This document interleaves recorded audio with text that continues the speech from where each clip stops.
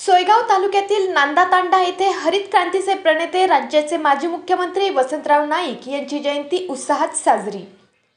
नमस्कार, मी जयश्री सोनवणे, ज्ञानपंख 24 न्यूज मध्ये आपलं सर्वांचं स्वागत आहे आणि ही बातमी आहे सोयगाव प्रतिनिधी गोकुळसिंग राजपूत यांच्याकडून। सोयगाव तालुक्यातील नांदातांडा येथे हरित क्रांतीचे प्रणेते माजी मुख्यमंत्री वसंतराव नाईक यांची 111वी जयंती ग्रामपंचायत कार्यालयात मोठ्या उत्साहात साजरी करण्यात आली।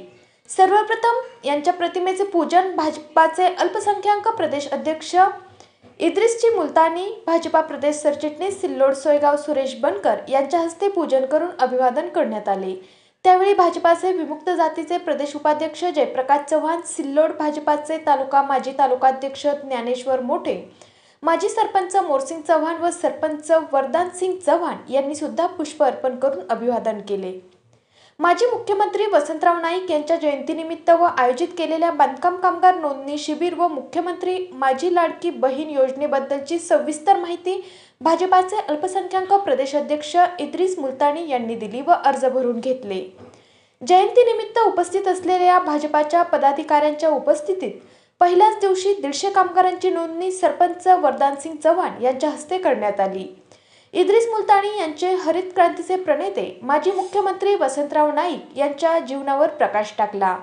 ते पुढे म्हणाले की 1972चा दुष्काळ, हरित क्रांती, धवल क्रांती योजना यामध्ये माजी मुख्यमंत्री वसंतराव नाईक यांचं मोठं योगदान आहे। 1972 साली राज्यासह देशभरात भयानक दुष्काळ पडला होता। या दुष्काळाचे आजही नाव काढले जाते तरी अंगावर काटा उभा राहतो। देशभरातील जनतेचे अन्न वाचून हाल होत होते।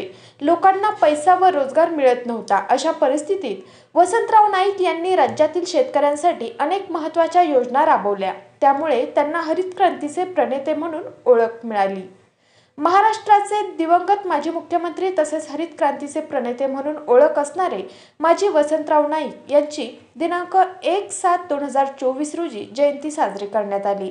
या जयंती सोहळ्याला गावातील नागरिक मोठ्या संख्येने उपस्थित होते। अशाच काही नवीन बातम्यांच्या अपडेटसाठी आपण पाहत राहा ज्ञानपंख 24 न्यूज।